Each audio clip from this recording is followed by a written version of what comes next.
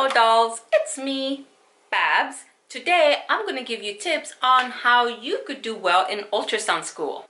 Now this video is going to be pretty short because, come on, it's school. You've been in school, you graduated from high school, college. You guys know what you have to do. You gotta study, right? We all know that. This is just a little bit extra that has helped me, or that I have kind of experienced or observed when I went to my classes for ultrasound. Now, some of this information is not only on how to do well in school, in ultrasound school, but tips on passing the ARDMS exam certification, which is the second reason why you are in school in the first place. Number one tip, take it seriously. You might be saying, well, Babs, duh. Just like you said, we've graduated from high school, we've been to college, we know that we have to take it seriously. Yes, I know that you have to take it seriously. But when I went to Sanford Brown, some people didn't take it seriously. And you know how I know? Because they were chit-chatting, they were complaining. They thought ultrasound was going to be all about scanning babies, and that's why they went to school in the first place. If you don't take it seriously, tip 2 is how well you do in school is a reflection of how well you would do in this career. When I went to school, my teacher revealed the students he knew was not going to do well based on how they were in the first few days. Of course, this was after they dropped out. So if you don't take it seriously, don't expect any rewards coming to you, because what you give is what you get. Third tip, go to lab. Lab is when you practice your scanning. Lab is when you learn what it is that you need to know. No.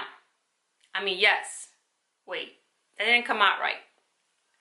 Lab is where you actually see what you need to learn, and so you can know what you have to look at.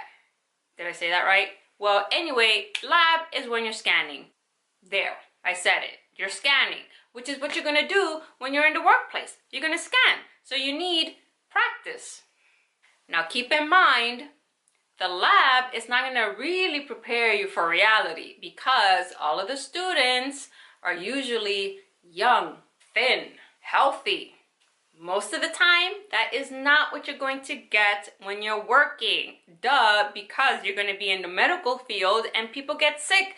That's why they're getting an ultrasound. Especially if you do abdominal or like vascular in a hospital with inpatients. Ugh. I don't know how they do it. I did it in my externship. It was rough. I commend those people. It was very stressful for me. So I cannot imagine the techs who are really doing that for a living. I do OBGYN. So first, that cuts the population in half. So only women. And when it comes to OB, the pregnant ladies, half of them are obese. The BMI ranges anywhere from 30 to 45. And on rare occasion, 50. That's big. Depending on where you work and the demographic, you could get very thin, healthy patients, or regular run-of-the-mill average patients, or you could get a lot of obese patients. The fourth tip, if your teacher says, this is going to be on the exam, it is going to be in the exam. Learn to take good notes. If you're not good at writing notes, it's time to learn. Next, the fifth tip, physics is your new best friend.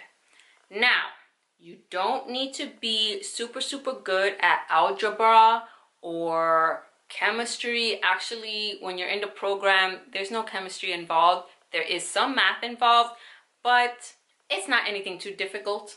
Pretty easy stuff. So you're going to need to learn some math so you could take your physics and so you could understand physics. It is extremely important for you to understand physics in order to pass the ARDMS SPI exam. You see, I said it right. I'm always saying PSI, but it's SPI.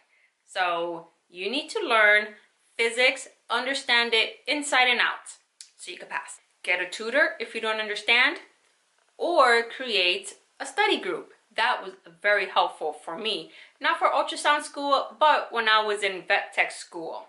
That's a very long time ago in a different world.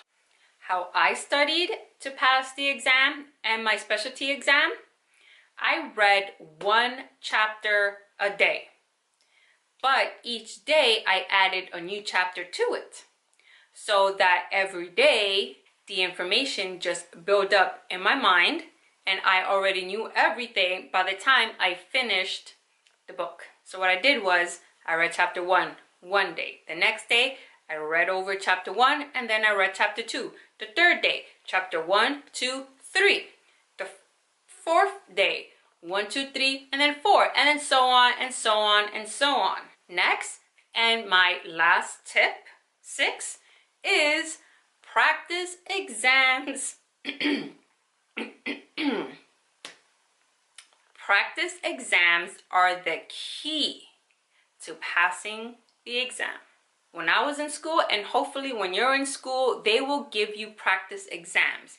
And in the ARDMS websites, they offer practice exams, but you have to pay for them. If you have to pay for them, go right ahead, do it. I think it's 25 questions. The more practice